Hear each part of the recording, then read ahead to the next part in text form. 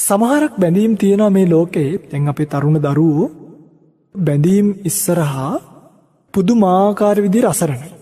ඒ අසරණකම වෙන මොකක්වත් හින්දා නෙමෙයි පින්වත්නි. රාගයේ හින්දාමයි. ද්වේෂයේ හින්දාමයි. මෝහයේ හින්දාමයි.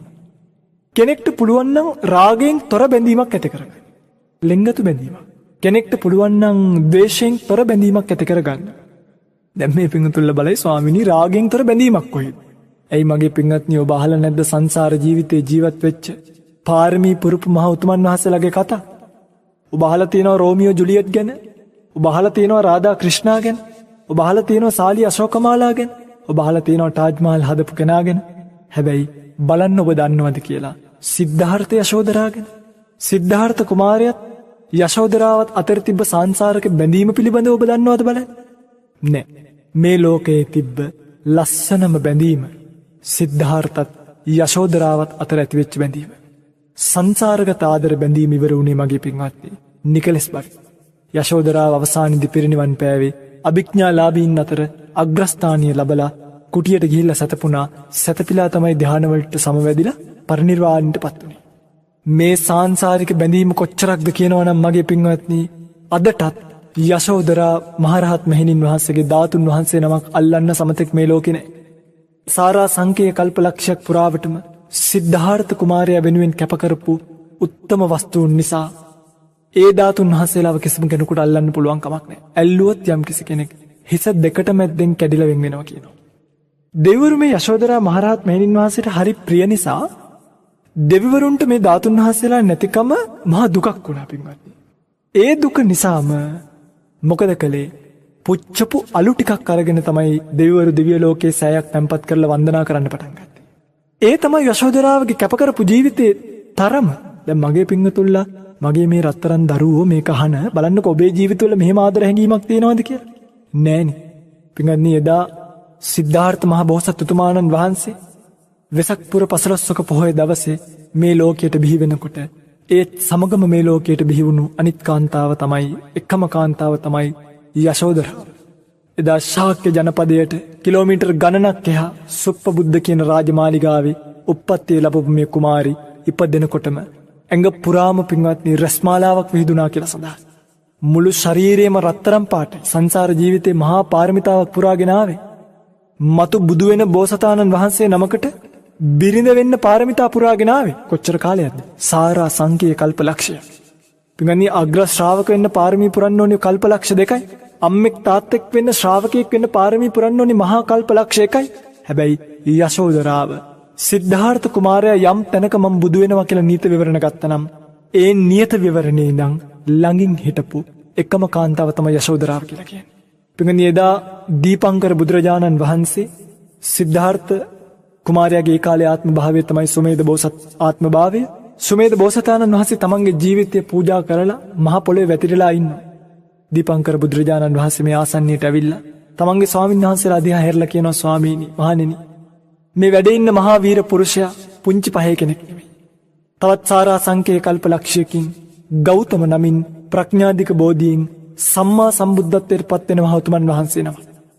මේ කතාව කියනකොට මෙතන හිටිය තව කෙල්ලෙක්. අර කතාව ඇහෙනකොට මේ කාන්තාවගේ ගත සලිත වෙලා ගියා. කය වෙවුලලා ගියා. සීතල වෙලා ගියා. පුදුමයෙන් ඇහි පිල්ලමක්වත් ගහන්නේ නැතුව සුමේධ බෝසත්තුමන් වහන්සේ දිහා බලන් ඉන්නවා. ප්‍රාර්ථනාවක් කරා තමන්ගේ ළඟ තිබ්බ නෙළුම් මල් මිටියට 8න් 3ක් භාග්‍යතුන් වහන්සේට පළවෙනි වර දීලා නැවත 5ක් භාග්‍යතුන් වහන්සේට පූජා කරලා ප්‍රාර්ථනා දෙකක් කරා. පළමු වර පූජා කරපු මල් මිට මේ උතුම් බෝසතාණන් වහන්සේ වෙනුවෙන් වේවා. ඒ පිණින් උන්වහන්සේ ප්‍රාර්ථනීය බෝධියකින් උතුම් බුද්ධත්වයේම ලබත්තා. ඉතිරි මල් ටික ස්වාමීන් ඉතිරි මල් ටික පූජා කරපු පින මට වේවා. මේ උතුමන් වහන්සේ යම් දිනක බුද්ධත්වයට පත් වෙනවද? අද පටන් බුද්ධත්වයේ දක්වාම සෙවණැල්ලක් වෙලා ශක්තියක් වෙලා ඒ උතුමන් වහන්සේට පාරමී පුරන්න උදව් කරන උපකාර කරන උත්තමාවිය බවට මාපත් වේවා කියලා අදිෂ්ඨාන කළා. පින්වත්නි, එයත් නියත විවරණ ගත්ත වෙලේ ඉඳන් බෝසතාණන් වහන්සේව අතහරින්නේ නැතුව සංසාර ගමනේ ආපු උත්තමාවියා. දැන් සාරිපුත්‍ර මහමොග්ගල්ලානාදී මහ උතුමන් වහන්සේලා තනි තනියනුත් ඉපදිලා පාරමී පුරන සිද්ධාර්ථ කුමාරයා වතහැරලා බෝසත් කාලේ. හැබැයි යශෝදරාව සිද්ධාර්ථ කුමාරයාව අතහැරපු ආත්ම භාවයක් නැහැ. කිසිම ආත්ම භාවයක අතහැරියේ නැහැ. බලන්නකො පින්වත්නි බැඳීම සසරෙන් සසරට භවයෙන් භවයට උප්පත්තියෙන් උප්පත්තියට හොයාගෙන ආපු මේ කාන්තාව තමයි යශෝදරාව කියලා කියන්නේ. අන්න බලන්නකො සංසාර ජීවිතේ එකටම උප්පත්තිය ලැබුවා. මොනව නිසාද මේ එකටම උප්පත්තිය ලැබුවේ? සම සද්ධා, සම සීල, සම ත්‍යාග, සම ප්‍රඥා කියන කාරණා හතර ජීවිතේට එකතු කරගත්තු නිසා. දැන් අපේ අය එකට උපදින්නයි කියලා මොකද කරන්නේ? අතින් අල්ලන් ගිහලා කෝච්චියට පෙන්නට ආපහු එකට උපදින්නේ නැහැ. එකට ගිහිල්ලා මහ මුහුදට පැන්නයි කියලා ආපහු උපදින්නේ නැහැ. බලන්නකො මේ අපේ ආදර කොච්චර බොළඳයිද කියලා මගේ පින්වත්නි. හැබැයි බලන්නකො සිද්ධාර්ථව යශෝදරා භවයක් පාසා ලැබපු විදිය ශ්‍රම සද්දා ශ්‍රද්ධාව සමයි, සීලය සමයි, ත්‍යාගය සමයි, ප්‍රඥාව සමයි. එනිසා උපනුපන්නාත්ම භාවයවල එකම ළඟ තමයි උප්පත්තිය ලැබුවේ. ඔබට මතකයි නම් මේ සංසාර ජීවිතේ පුරා අය විඳපු වේදනාව මගේ පින්වත්නි සමහරක් දවස්වල සිද්ධාර්ථ මහ බෝසතාණන් වහන්සේ බෝසත් කාලේ යශෝදරාව යක්ෂයන්ට කන්න දුන්නා. දන් දුන්න යක්ෂයන්ට. යක්ෂයෝ මේ යශෝදරාව අරගෙන කෑලි කෑලි රාගෙන කනවා. අතපය ගලවගෙන කෑවා. කනකොට වේදනාවෙන් කවදාවත් වෛර කරේ නෑනේ. වෛර කරේ නෑනේ අම්මේ. වෛර කරේ නෑනේ තාත්තේ. පෙරුම් පුරණ බුදු බවට ලෝල බැඳි හිමිතනි නොකලේ යශෝදරා. පෙරුම් පුරණ බුදු බවට ආශා කළ සම්මා සම්බුද්ධත්වය ප්‍රාර්ථනා කර මහ බෝසතාණන් වහන්සේට පණ වගේ ආදරය කරපුක තමයි කරපු එකම වරද. වෛර හිතක් ඇති කරගත්තේ නෑ. කෑලි කෑලි රාගෙන කනකොට ප්‍රාර්ථනා කළේ ලේ බින්දුවක් පාසා වේදනාවක් තියෙනම් මාගේ උතුමන් වහන්සේට පාරමී පිණිස වේවා. මතු ලෞතුරු බුද්ධත්වයේ ලබත්වා කියලා ප්‍රාර්ථනා කළා. ඒ ප්‍රාර්ථනා එක්ක එන ගමන පුංචි නෑ පින්වත්නි. හංස දේනුවක් වෙලා යශෝදරා උප්පත්තිය ලබනවා. බෝසත් හංසය මර උගලක පැටලිලා වැද්දෙක්ගේ උගලට හැව්වෙලා. හැබැයි මැරෙනවා කියලා දැන අනිත් හංසය ඔක්කොම අතහැරලා ගියා. තව ටික වෙලාවකින් මරණයට පත් වෙනවා කියලා දැන මේ උතුමන් වහන්සේ විතරක් නෙමෙයි මමත් මරණයට පත් වෙනවා කියලා දැනම අනේක කරගගා වටේ කැරකි හිටියේ මේ මහා උත්තමාවියනේ. මරණය පෙනිපෙනි බෝසතාණන් වහන්සේව අතහැරලා දාලා නොගී වෙන දෙයක් වෙච්චාවේ කියලා ජීවිතේ පරදුවට තිබ්බේ මේ උත්තමාවියනේ. ඒ නිසා නෙමෙයිද සම්මා සම්බුදුරජාණන් වහන්සේට බුද්ධත්වයට ඉක්මන් වුණේ. ඒ නිසා ඉක්මන් වුණේ. එදා වෙස්සන්තරාත්ම භාවයේදී වෙස්සන්තර රජතුමා ජාලිය ක්‍රිස්ටජිනාව දන් දෙනවා. මද්රී දේවිය පළවැල නෙලන්න ගිහිල්ලා ඇවිල්ලා රැලි වෙනකම්ම පඳුරක් ගානේ ගහක් ගානේ මුලක් ගානේ තමන්ගේ දරුවෝ දෙන්නව හෙව්වා. ලැබුණද? ලැබුණේ නැහැ. ලැබුණේ නැති නිසා ඇවිල්ලා මහා බෝසතාණන් වහන්සේ ගාවින් අහනවා ස්වාමීනි දරුවෝකෝ? ලැබුණේ නැති නිසා මහා බෝසතාණන් වහන්සේ ගාවට නැවත ඇවිල්ලා එහෙම්මම කරන්තේ දාලා ඇදගෙන වැටෙනවා. අවුරුදු ගණනක් වෙස්සන්තර කුමාරයා මද්රී දේවියව ස්පර්ශ කරලා නැහැ. හැබැයි කලන්තේ දාලා ඇදගෙන වැටිච්ච නිසා, සිහිසුන්ව ඇදගෙන වැටිච්ච නිසා තමන්ගේ ඔඩොක්කුවට අරගෙන ඇස් දෙකෙන් වැටෙන ලේ බින්දු දෙකක්. මේ දුක කොච්චර වැඩිද කියනවනම් මගේ අම්මේ වැටුනේ ලේ බින්දු දෙකක්. ලේ බින්දු දෙක අර රත්තරන් යශෝදරාවගේ ඇස් පිල්ලම් දෙක උඩට වැටෙද්දිම සිහිසුන් වෙලා හිටපු යශෝදරා පියවි සිහියට ආවා. බලන්නකො සාංශාරික බැඳීම. ලේට ලේ දැනුණා. ලේට ලේ දැනිච්ච නිසා ඒ ලේට දැනීම තුලින්ම සිහියට පත්වෙච්ච යශෝදරා ඇස් දෙක අරපු ගමන් ඇහුවේ කෝ මගේ දරුවෝ දෙන්න කියලා ඇහුවා. දරුවෝ දෙන්න කෝ කියලා අහනකොටම කියනවා මද්රී ජාලියවත් ක්‍රිස්ටජිනාවත් බුද්ධත්වයේ වෙනුවෙන් දන් දුන්නා. දැන් බලන්නකෝ ඔබේ ස්වාමියා ඔබට කීවොත් මගේ දරුවෝ දෙන්න දන් දුන්නා කියලා ඔබට මොන සා වේදනාවක් එයිද? මොන තරම් වේදනාවක් ඔය හිතේ ඇති වෙයිද? හැබැයි මද්රී දේවියට ඇහෙනවා රැයක් එළි වෙනකන් හොයලා දරු ප්‍රේමිය නිසා සිහිසුන් වැදගෙන වැටිලා ඉන්නවා. පිටන්නේ මොකද කළේ? අත් දෙක නලලට අරගෙන සාදු ස්වාමීනි කිව්වා. බලන්නකෝ අනුග්‍රහය දක්වපු. ස්වාමීනි ඔබ වහන්සේ මගේ දරුවෝ දෙන්නව දන් දුන්නේ මතු බුද්ධත්වයේ පතානම් අනේ මගේ දරුවෝ දෙන්නව දන් දීපු කුසලයෙන් ඔබ වහන්සේට උතුම් වූ බුද්ධත්වයේ ලැබේවා කියලා ප්‍රාර්ථනා කරා. ඔබ වහන්සේගේ බුද්ධත්වයේ ඉක්මන් වේවා කියලා ප්‍රාර්ථනා කළා. ඒ ප්‍රාර්ථනාව නිසා මගේ බුදුරජාණන් වහන්සේගේ බුද්ධත්වයේ ඉක්මන් වුණා. ඒ වැරදිලාවත් මද්රී දේවිය කල්පනා කළා නම්, මද්රී දේවිය ශෝක කළා නම්, මද්රී දේවිය තැවුණා නම් බෝසතාණන් වහන්සේට බුද්ධත්වය තවත් කල්යන් ඉඳ තිබ්බා. ලෝතුරු බුදුවරයෙක් බවට පත් කරන්නට එය නිහඬව පුරපු පාරමී ප්‍රමාණය මෙච්චරයි මෙපමණයි කියලා කියන්න පුළුවන් කමක් නැහැ. එනිසා පින්වත්නි මේ යශෝදරාව වැනි කැපකිරීම කරන බිරිඳක් බවට ඔබ පත් වෙන්න. දුවේ පුතේ ඔබ මේ බණ ටික අහනවා නම් ඔබේ ආදරය එතනට ගේන්න. ඔබට මතකයි නම් දැන් ආදරය කියලා කියන්නේ පින්වත්නි මියගිය කෙනාට පණ දෙන්න පුළුවන් එක. ආදරය කියන්නේ යහපත් දෙයක් කියනව නෙමෙයි. නමුත් බෝසත් පාරමී දිහා බලන්න. මේකෙන් ජීවිතයට එකතු කරගන්න පුළුවන් දේ බලන්න. එදා සඳ කිඳුරෙක් වෙලා සඳ කිඳුරියක් වෙලා බෝසත්තුමන් වහන්සේ මේ උත්තමාවයත් උත්පත්තිය ලබනවා.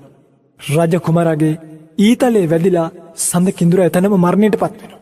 පින්වත්නි මේ යශෝදරාව එදා කොයි තරම් විලාප තිබ්බද කියනවනම් කොයි තරම් කඳුළු හෙළුවද කියනවනම් යහපැත්තේ තිබ්බ ගන්ධමාන පර්වතයේ ගස්වල තිබ්බ කිසිම මලක් ගස්වල තිබ්බේ නැහැ කියනවා. කිසිම මලකට ගහේ රැඳෙන්න බැරි වෙලා ගන්ධමාන පර්වතයේම තිබ්බ මල් ටික බිමට වැටෙන කම්ම යශෝදරා හැඬුවා කියලා සඳහන්. දෙවිවරුන්ට ඇගේ විලාපය අඳෝනාව දරා ගන්න බැරුව දිව්‍ය ලෝකෙන් ඖෂධයක් අරගෙන ඇවිල්ලා සඳ කිඳුරව සුවපත් කළා.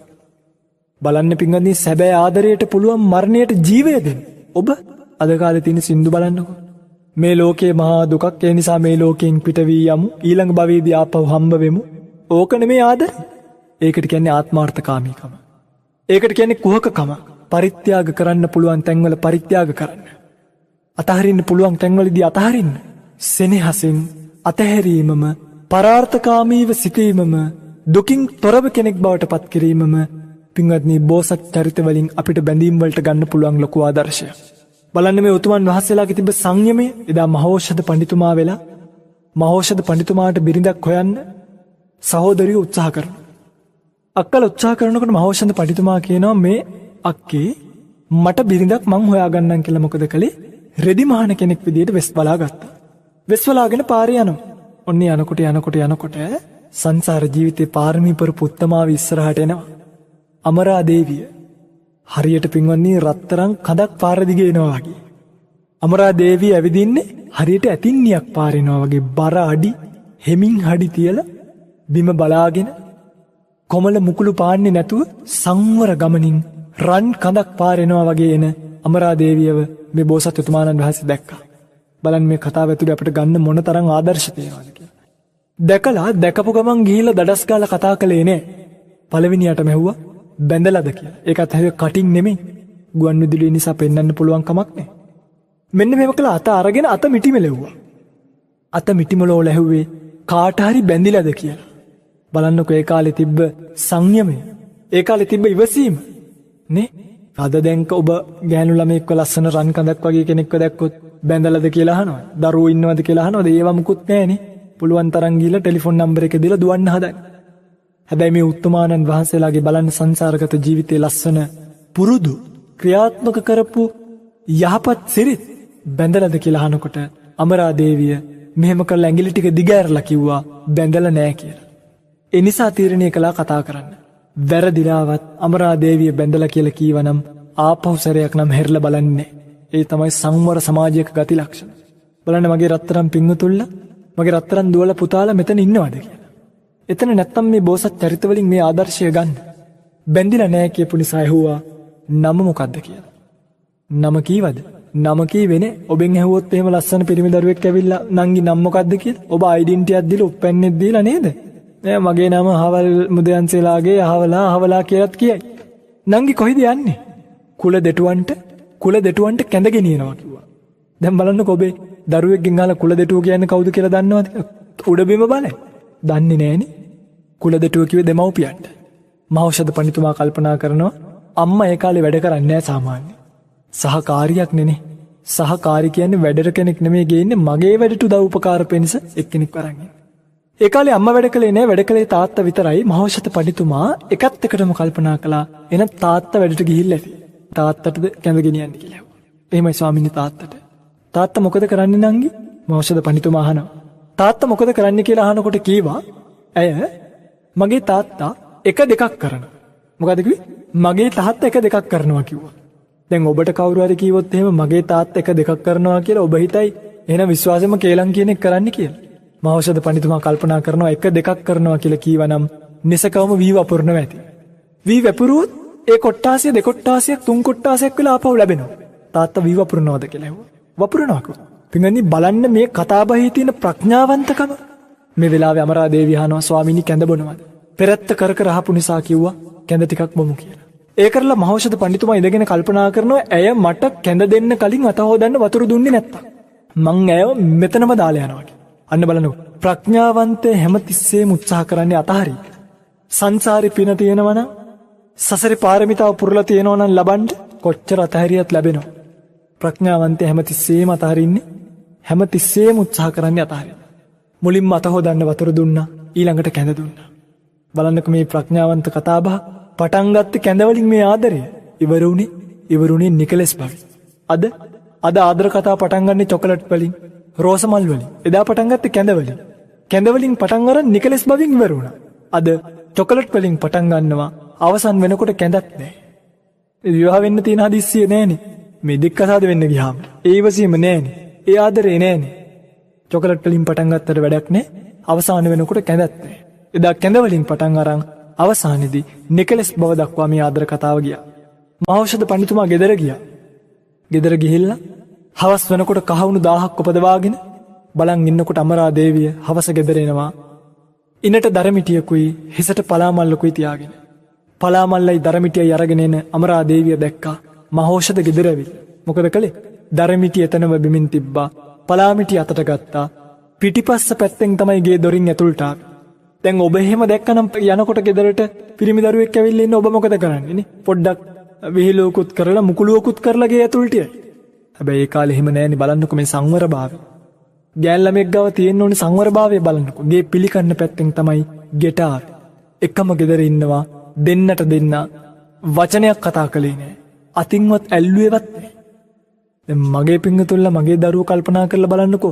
මේ දරුවෝ ආදර කතා පටන් අරගෙන සතියක් දෙකක් වෙනකොට ජීවිතෙත් ඉවරයිනේ. ජීවිතෙත් ඉවරයි. අෂ්ටක කියනවා කියලා කියනවා පොරු වලට නැගලා අෂ්ටක කියනවයි කියලා කියන මේ ගාථාවල තේරුමවත් දන්නවනම් ඔබ එහෙම කියන්නේවත් නෑ පින්වත්. මොකද අෂ්ටක කියන්නේ දෙවියන්ට ආරාධනා කරනවනේ සෙත් ප්‍රාර්ථනා කරන්න කියලා. දෙවියෝ ඇවිල්ලා බලනකොට පොරුවඩේ ඉන්නේ පිරිසිදුව නෙමෙයින. ජීවිතේ නාස්ති කරගෙන අකුසලයට බර කරගත්තු අය නම් දෙවියෝ ශාප කරලා යන්නේ. කොයිද ආශිර්වාද කරන්නේ? පින්ගන්නේ කිසිම දවසක කතා කළෙත් නෑ. කිසිම දවසක ස්පර්ශයක් ඇති වුණෙත් නෑ මේ දෙන්නට දෙන්න අතරේ. එක දවසක් පරීක්ෂා කරන්න ඕනේ කියලා කල්පනා කළා. කල්පනා කළා මොකද කළේ? හාල් මිටක් අතට අරගෙන අමරාට කතා කළා. අමරා මෙහෙ හාල් මිට අතට දීලා කීවා උඹ මේකෙන් මට කැඳත් හදාපන්, බතුත් උයාපන්, කැවුමුත් හදාපන් කියලා. කොච්චරයිද දුන්නේ? හාල් මිටයි දුන්නේ. හාල් මිට දීලා කිව්වා කැඳත් උයාපන්, බතුත් හදාපන්, කැවුමුත් හදාපන්. දැන් පින්ගන්නේ ඔබේ ස්වාමියා ඔබට කතා කරලා හාල් මිටක් දුන්නොත් කැඳත් උයාපන්, බතුත් උයාපන්, කැවුමුත් හදාපන් කියලා ඔබ මොකද කරන්නේ? නේද? හාල් මිට මූණට දමලා ගහලා කැඳ මුට්ටියත් ඔළුවට හරි එකක් දමලා ගහලා යයි යන්නේ. මේ මොකද්ද බැලුවේ? ස්වාමියාගේ වචනයට අනුගතයිද කියලා. ඔළුව පාත් කරලා ගත්තේ අත් දෙකෙන්. අමරා දේවිය හාල් මිටත් අරගෙන ඔළුව පහත් කරලා අත් දෙකෙන් අරගෙන ගියා. ගිහිල් ඉවර වෙලා පින්වත්නි කුල්ලට දාලා ගරා ගත්තා. කුල්ලට දාලා ගන්නකොට කැඩිච්ච සහල් වෙනම තැනක ඉතුරු වුණා. හොඳ සහල් වෙනම තැනක ඉතුරු වුණා. සාමාන්‍යයෙන් හොඳ නැතයි කියලා හිතෙන සහල් බිමට වැටුණා. හොඳ සහල් වලින් බත් ටිකක් කිව්වා. මැදට ඉතුරු වෙච්ච සුණු සහල් වලින් කැඳ ටිකක් හැදුවා. ඉතිරි බිමට වැටිච්ච හාල් ටිකෙන් කැවුම් ගෙඩි දෙක තුනකුත් හැදුවා. බලන්නකො තිබ්බ අර පිරිමැස්ම. හාල් මිටෙන් ඔච්චර දේවල් කරන්න පුළුවන්. ඔය කලේ බලන්නකො අද දරුවන්ට මේ අර පිරිමැස්ම තියෙනවද කියලා. අද දරුවන්ට මෙහෙම අර පිරිමැස්මක් නැහැනේ ගෙදර ජීවිතේ. ගෙදර ලයිට් එකක් දාලා තියෙනකොට ඒ දරුවන්ගේ පපුව පිච්චෙන්නේ නැහැනේ. ටීවී රෑලි වෙනකන් දාලා නිදා ගන්නකොට දරුවන්ගේ පපුව පිච්චෙන්නේ නැහැනේ. දරුවනි ඔබට පපුව පිච්චෙන්න එපා. මේ ලෝකේ පරිස්සම් කරන්න එපා යම් මට්ටමකට හෝ අනාගතයට. සම්බුද්ධ ශාසනය පවතින්න නම් කැඳත් උයාපන්, බතුත් හදාපන්, කැවුමුත් හදාපන් කියපු නිසා මේ තුනම හදාගෙන අමරා දේවිය ආවා. ඇවිල්ලා පළවෙනියටම මහෞෂධ පඬිතුමාට පිළිගන්වනවා කැඳ වීදුරුවක්. මහෞෂධ පඬිතුමා කැඳ වීදුරුව අරගෙන කැඳ වීදුරුවක් බීලා බලනවා. පින්වත්නි දිවේ තියෙනකොට මොකද උනේ? රස නහර සියල්ල පිනා ගියා. රස නහර සියල්ල පිනා ගියා. පෙන්නුවද? පෙන්නුවේ නෑනේ. මොකද කීවේ? දුක් නොදකින් මේවා බොන්න පුළුවන්ද කියලා ඇහුවා. මොකක්ද මේ බැලුවේ? ඉවසනවද කියලා බැලුවා. ස්වාමියාට ගෞරවයයිද කියලා බැලුවා. දිනදක් අතර විවාහ ජීවිතයක ස්වාමියෙක් සමග තියෙන්න ඕනේ ලොකුම දේ තමයි ඉවසීම. පින්වත්නි කැඳ වළඳනකොට රස නහර ඔක්කොම පිනා ගියත් ඉවසීම බලන්න ඕන නිසා කිසිම රහක් නැහැ වගේ පෙන්වුවා. දැන් ඔබ බලන්නකෝ. ඔබ යනවා තමන්ගේ බඳින්න ඉන්න නෝනාගේ ගෙදර. ගියයින් පස්සේ ඔන්න ඔබට නෝනා ඒකක් හදාගෙන එනවා කිසිම රහක් නැති. හරි? කිසිම රහක් නැහැ. ඔබ කොහොමද කියන්නේ? ෂා මේක හරි රසයි. කවුද හැදුවේ? අපේ ඉතින් අද්ගුණේ. බලන්නකො පටන් ගන්නෙම බොරුවෙන්. ඉතිරි ජීවිත කාලෙම ජීවත් වෙන්නේ බොරුවෙන් පිංගන්න. ඒ නිසා හැම බොරුවෙන් පටන් ගන්න එපා. බලන්න තමන්ගේ බිරිඳට ඉවසීම තියෙනවද කියලා. ස්වාමියාට අනුගතයිද කියලා බලන්න. ස්වාමියාට සෙනෙහසයිද කියලා බලන්න. ඒ පරීක්ෂණය තමයි මේ කරන්නේ. බත් ටිකක් දුන්නා. බත් කනකොටත් සියලුම රසනහර පිනා ගියා. කැවුම් කනකොටත් එහෙම වුණා. හැබැයි නෙවෙයි පෙන්නුවේ. ඵලයන් අවුවට ගිහිල්ලා දන ගහපන් කිව්වා. කාටද මේ? අමරාදේවියට කිව්වා අවුවට ගිහිල්ලා දන ගහන්න කිව්වා. ස්වාමියාට අනුගතයිද කියලා බැලුවා. ස්වාමියාට අවනතයිද කියලා බැලුවා. අනේ පින්වත්නි අවුවට ගිහිල්ලා දන ගැහුවා. කැඳයි බතුයි කැවුමුයි තුනම කවලම් කරලා තලපයක් හදාගෙන අමරාදේවියගේ මුළු මූණෙම ගෑවා. ගාලා අවුවේ තියලා පැත්තකට වෙලා බලන් හිටියා. ඉවසනවද කියලා බැලුවා. ගෞරවයයිද කියලා බැලුවා. පින්වත්නි මෙහෙම මහෞෂධ පඬිතුමා බලන් හිටියත් මහෞෂධ පඬිතුමාට දරා ගන්න බෑ දැන්. ඇයි? සංසාර ජීවිතේ මට පණ දුන්න දිය කිඳුරිය නෙමෙයි. සංසාර ජීවිතේ මම මගේ ලේන් පැටව කූඩුව මහමුහුදට වැටිලා නැට්ටෙන් පොඟවා වෙරළට ඇවිල්ලා ගසලා දරුව බේරගන්න සටන් කරනකොට මායික් හිටපු බිරිඳ නෙමෙයි. බැද්දගේ මර උගුලට අහුවෙලා මරණේ පෙනිපිනී තියෙනකොට මාව අතහැරලා දාලා ගියේ නැති හංස දේනුව නෙමෙයි. මම ඇත්රාජයෙක් වෙලා දල දෙක දන් දුන්නට පස්සේ මගේ ළමදේ හොඬවැල තියාගෙන මිය දෙනකම්ම අඬපු උත්තමාවියනේ මේ කියන සිතවිල්ල හිතේ තියෙන නිසා එළියෙන් එහෙම දරාගෙන හිටියට ඇතුලාන්තෙන් ගිනි ගන්නවා. ඇතුලාන්තෙන් පිච්චෙනවා බෝසත් කාලේ එහෙමයි. පින්වත්නි මේ බෝසතාණන් වහන්සේලා කරන කැපකිරීම පොඩි නේ. මොකද කලේ අනේ ඉන්න බැරි නිසා අමරාදේවිය නැගිටින්න කිව්වා. නැගිටලා ගිහලා නාල කරලා එන්න කිව්වා. එක්කන් ගියා. එක්කන් ගිහිල්ලා පින්වත්නි සල්ලාලියෝ දාලා ඒත් පරීක්ෂණේ සමත් නැහැ. සල්ලි වලට අහු වෙනවද කියලා බැලුවා. සල්ලාලියෝ දාලා සල්ලි වලට අල්ලන්න බැලුවා. සල්ලි වලට නෙමෙයි අහුවේ. රජමාලිගාවකට එක්කන් ගියා. නෙමෙයි අහුනේ. දැන් ඔබ හිතන්නකෝ ඔබේ ස්වාමියා නැතුව වෙන කෙනෙක් ඔබ එක්කන් යනවා රජමාලිගාවකට. දැන් මොකද වෙන්නේ? රජමාලිගාවකට එක්කන් ගියාට පස්සේ ඔබට හිතෙයි රජමාලිගාවක් ඕනේ. ඔය අන්තර්ජාලයේ තියෙනවා පින්වත්නි විවිධ වීඩියෝ ලොකු කාර්යයක ගිහිල්ලා එක අයව රවට්ටනවා. හොඳ කාර්යයක ඇවිල්ලා ඔබ ගාවින් නැවැත්තුවොත් ඔබ මුළු ජීවිතේම අතහරි. අන්න බලන්නකෝ ස්වාමි භක්තිය රාජමාලිගාවට ගිහිල්ලත් කියනවා පව්කාරයනි පව් කරගන්න එපා. මම ස්වාමියෙක් ඉන්න කාන්තාවක් මේ වෙනකොට බැඳලත් නැහැ. මර දැන් කරනවා වගේ එන්ගේජ් වීම මේ කාලේ තිබ්බෙත් නැහැ. අතකින්වත් අල්ලලවත් නැහැ. කැඳ ගාපු දවස හැර. බලන්නකෝ පතිවත කියන එක රැකපු විදිය. පතිනියක් සතුව තිබෙන්න ඕනි ගුණාංග ඒ සතුව තිබ්බ විදිය. මගේ මහත්තයා රෙදිපිලි වියන්නෙක් තමයි. හැබැයි ඒ මගේ මහත්තයා. ඒ නිසා මට යන්න දෙන්න කියලා කිව්වා. බලන්න පින්වත්නි මේ අමරා දේවියගේ ජීවිත කතාවෙන් මහෞෂධ පඬිතුමාගේ ජීවිත කතාවෙන් අපිට ගන්න කොච්චර දේවල් තියෙනවද කියලා.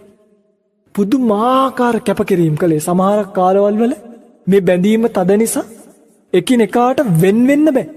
එහෙම තමයි බෝසතාණන් වහන්සේලාගේ සංසාර ජීවිතේ හැටි. සංසාර ජීවිතේ සාංශාරික බැඳීම වැඩි නිසා වෙන් වෙන්න බෑ. වෙන් වුණොත් පපුව පැලිලා මැරෙයි කියලා හිතන. හැබැයි බුදු බව වෙනුවෙන් ලෞතර බුද්ධත්වයේ පතාගෙන බෝසතාණන් වහන්සේලා පැවිදි ආදී ගුණ පිළිවෙත් පුරන. යශෝදරාව කවදාවත් බ්‍රහ්මචර්යාවට හානි කළේ නෑ. සෙනෙහස කොච්චරක්ද කියනවනම් මතක් වෙනකොට පණ ටික යයි කියලා හිතුණා. මතක් වෙනකොට හදවත පිච්චිලා මැරිලා වැටෙයිද කියලා හිතන තරම් ඒ හිත බෝසත් කාලෙත් සෙනෙහසයි. හැබැයි කවදාවත් බ්‍රහ්මචර්යාවට හානියක් කළේ නෑ. තපසට අනුග්‍රහ කළා විතරයි. එන්නේ ඒක තමයි නියමාදරය කියලා කියන්නේ.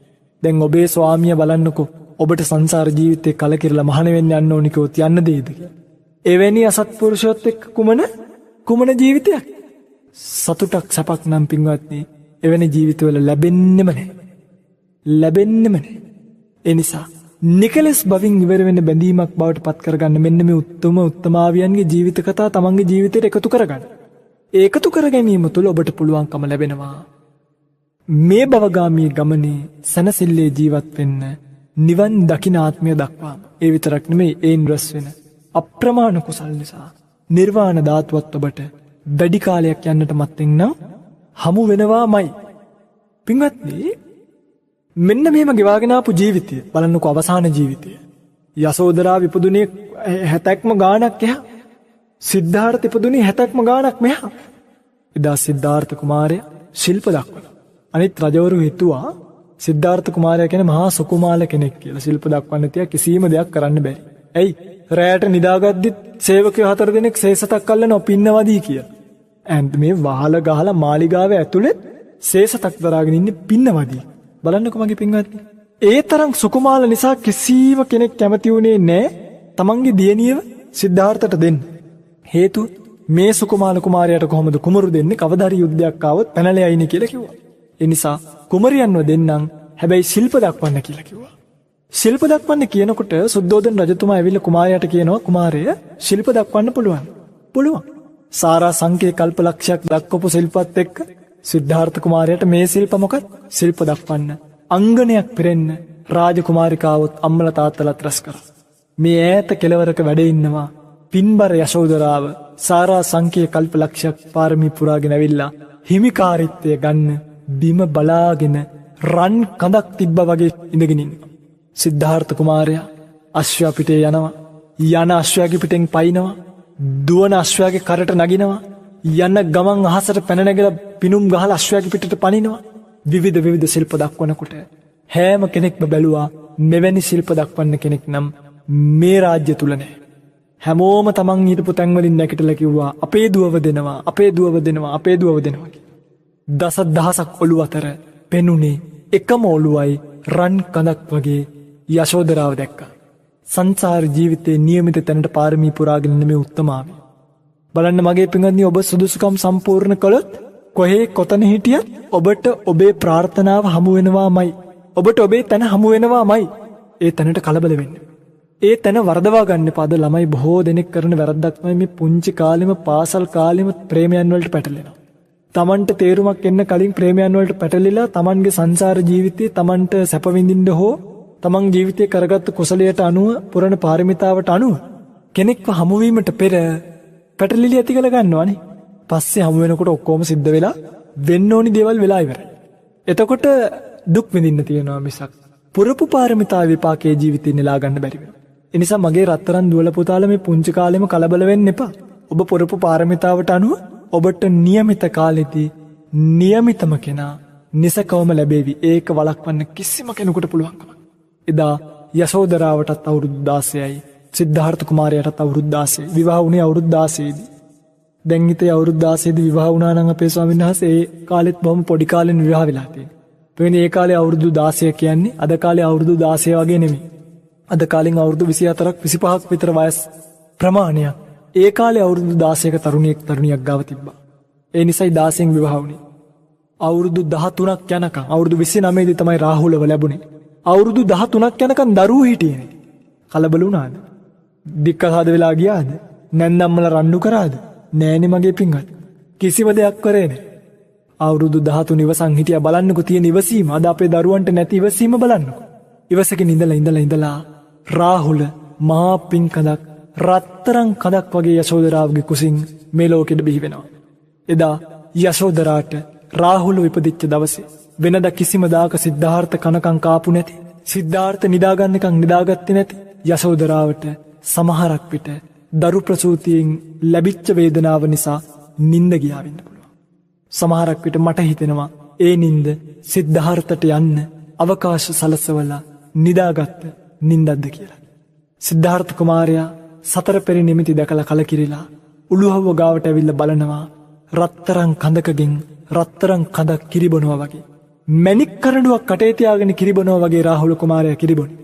බිනිදත් මැණිකක්, දරුවත් මැණිකක් කියලා මතක් වෙනකොටම සංසාර ජීවිතේ නිමාවක් දකින්න ඕනි කියලා මතක් වෙනකොටම ඇස් දෙකෙන් කඳුළු බින්දු දෙකක් උළුහව්ව මත වැටුණත් ආපහු සැරයක් බලන්නේ නැතුව අතහැරලා දාලා ගියානේ යන්න පින්වත්.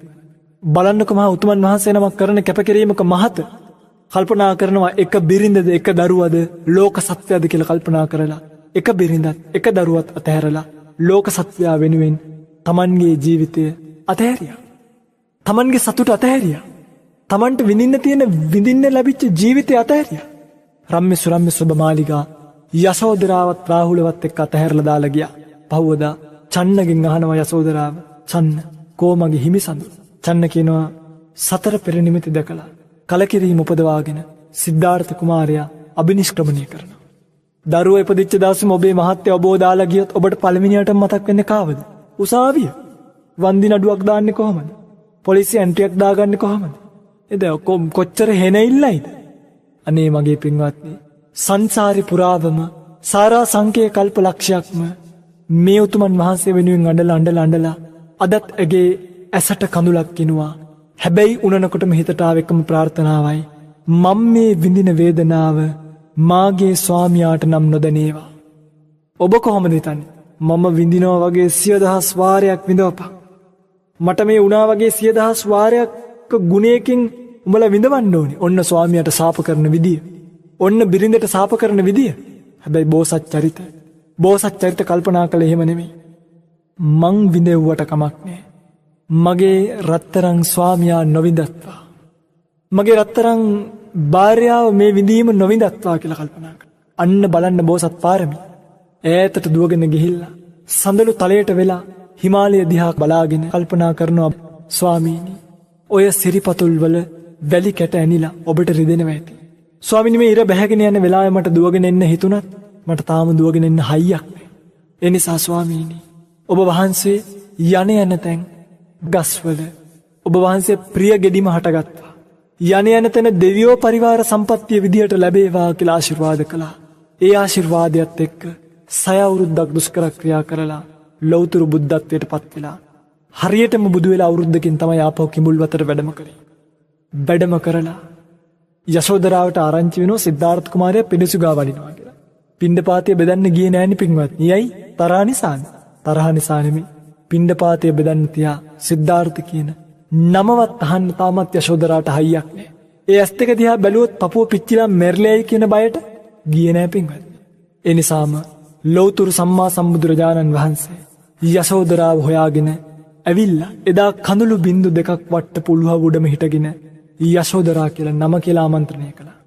අකුණු පහරක් ගැව්වා වගේ, අකුණු පහරක් වැදුනා වගේ ගැස්සිලා බය වෙලා සීතල වෙලා යශෝදරාව බලනකොට අනේ මගේ සම්මා සම්බුදුරජාණන් වහන්සේ හරියට පුන් සඳ දොරමුලට පෑවුවා වගේ දොරමුල හිටගෙන ඉන්නවා. අනේ ඉන්නේ කොහිද? ආවේ කවුද? කරන්නේ මොකක්ද කියලා අමතකුණා. දුවගෙන ගිහලා ගොප්මස් මිරික වන්දනා කරගෙන මහා හයියෙන් ඉකිගගා අඬන්න පටන් ගත්තා. සුද්ධෝදන රජතුමා මේ වෙලාවේ අනේ බුදු කෙනෙක්ගේ ශරීරය ස්පර්ශ කරන්න කිසිම කාන්තාවකට සුදුසු නෑ නේද කියන කල්පනාවෙන් යශෝදරාව අයින් කරන්න එනකොට මහා උත්තමයාණන් වහන්සේ ලොවී ලෞතර සම්මා සම්බුදුරජාණන් වහන්සේ දේශනා කරනවා, පිය රජතුමනි, යශෝදරාව අයින් කරන්න එපා. සාරා සංකේ කල්ප ලක්ෂයක් පුරපු පාරමි මා වෙනුවෙන් අඩපු ඇඳීම මං අදින් ඇයගේ ඉවර කරනවා. ඇයට මේ වෙලාවේ අඬන්න නොදුන්නොත් එය පපුව පැලිලා මැරිලෙයි. ඒ තරම් විශාල කැපකිරීමක් කරලා තියෙනවා කියලා සිහිපත් කරා. ඒ කැපකිරීම මතක් කරනකොට බලන්නකො සුද්ධෝදන රජතුමත් කියනවා, ස්වාමීනි, ඔබ වහන්සේ ගියදා පටන් ඔබ වහන්සේ වළඳන්නේ එක වේලයි කියලා දැනගෙන යශෝදරාවත් වැළඳු එක වේලයි. ස්වාමීනි, ඔබ වහන්සේ සලුපිලි අතෑරිය කසාවත් දරනවා කියලා දැනගෙන යශෝදරාවත් එදා ඉඳන් දරන්න ගත්තේ කසාවත්. ඔබ වහන්සේ සයනේ අතහැරලා බිම සැතපෙනවා කියලා දැනගෙන යශෝදරා එදා ඉඳන් සයනයක නිදාගත්තේ බිම. බලන්නකො පින්වත්නි, මේ කරපු කැපකිරීම මාමණ්ඩි කෙනෙක් තමන්ගේ ලේලි ගැන මෙහෙම වර්ණනා කරනවද අද? හැබැයි මේ වෙනකොට යශෝදරාව මාමණ්ඩිගෙන් ප්‍රශංසා ගන්න පුළුවන් තරම්, මාමණ්ඩිගෙන් කීර්ති ප්‍රශංසා ගන්න පුළුවන් තරම් ජීවිතේ යහපත්ව ජීවත් වුණා. අවුරුදු ගණනක් වෙන කෙනෙක් දිහා බලන්නේ තියා වෙන කෙනෙක් දිහා හිතින්වත් හිතුවේ. ඒ නිසා පින්වත්නි, ඇතිවෙන්න අඬන්න දීලා ගුණ සිහිපත් කරලා මද්රී දේවිය වෙලා එය නොසෙල්වී හිටපු නිසා මහ පොළව කම්පා වෙච්ච විදිහ මතක් කරලා සමහරක් බවවල අවුරුදු 700 ගණනක් අතින්වත් අල්ලන්නේ නැතුව බ්‍රහ්මචාරීව එක සයනේ වාසය කරපු විදිහ සිහිපත් කරලා යශෝදරාවගේ ගුණ සිහිපත් කරලා ධර්මයන් අනුශාසනා කළා. බලන්න මගේ පින්වත්නි, එදා යශෝදරාව අතර තිබ්බ සිද්ධාර්ථ අතර තිබ්බ බැඳීමේ ලස්සන. අද මම මේ යශෝදරා උත්තමාවිය ගැන විශේෂයෙන්ම කීවේ, අද මගේ තරුණ දරුවෝ හිතන් ඉන්නේ මේක හරිය නිකන් බොළඳ වැඩක් කියලා. ඔය එනවා ජීවත් වෙනවා, කනවා බොනවා, ජීවිතේ විනාශ කරගන්නවා යනවා. නෑනේ පින්වත්නි මේ ලෝකෙ ඊට වඩා ලස්සනට ජීවත් වෙන්න යම් මට්ටමකට පුළුවන්. ඔය බැඳීම් රාගයෙන් තොර බැඳීම් බවට පත් කරගත්තොත් ඇහැ පිනවන්න නෙමෙයි. ලෙන්ගතුකම නිසා බැඳෙන්න. කන පිනවීමේ පරමාර්ථයෙන් නෙමෙයි ලෙන්ගතුකම නිසා බැඳීම තියාගන්න. ලෙන්ගතුකම නිසා ස්නේහය වැඩිකම නිසා පවතින බැඳීම රාගයට බැසගන්නේ නෑ. ද්වේෂයට බැසගන්නේ නෑ. ඒවා උත්තරීතර බැඳීම්. ඒවා නිකලස් බවින් ඉවර වෙන බැඳීම්. දැන් ආදරය කියලා කියන්නේ පින්වත්නි නිකලස් සිතවිල්ලක්නේ ප්‍රේමය කියලා කියන්නේ. ආදරය කියන කිවර වෙන්නේ විවාහය. හැබැයි සංසාරික මේ පිරිසිදු බැඳීම ඉවර වෙන්නේ කොහෙද? නිවන් දකින ආත්මය දක්වාම. නිවන් බවින් ඈතර වෙන බව යශෝදරාවත් සිද්ධාර්ථත් අපිට පෙන්වලා දුන්නා. මේ උතුමන් වහන්සේලාගේ ජීවිත කතාව මේ ආකාරයෙන් පැහැදිලි කරලා දෙන්න උත්සාහ කළේ මගේ පින්වතුන්ලා මගේ රත්තරන් දුවල පුතාලා අද බලන්න අද අපි ඉන්නේ කොයිද කියලා. මේ තරම් ලස්සනට ජීවිතේ ජීවත් වෙන්න පුළුවන්කම තියෙනකොට අපි අද මේ මොනවද කරන්නේ කියලා කල්පනා කරලා මේ මහා උත්තමාවියන් වහන්සේලාගේ ජීවිත වලින් ගන්න පුළුවන් බෝසත් චරිතාදර්ශ තමන්ගේ ජීවිතයට එකතු කරගෙන සරලව අර පිරිමැස්මින් ඉවසීමෙන් සංයමයෙන් ජීවත් වෙන්න පුළුවන් හිතක් බවට ඔබේ හිතපත් කරගන්න පුළුවන් නම් ඔබටත් පැහැදිලිව රාගාදී ක්ලේශ ධර්මයන්ගෙන් මිදිච්ච යහපත් ජීවිතයක් උරුම කරගන්න පුළුවන්. මෙවැනි දහම් වීඩියෝ ටිකටම නැරඹීමට අප channel එක subscribe කර තබා ගන්න. පුදාසිත ආවා ඔබ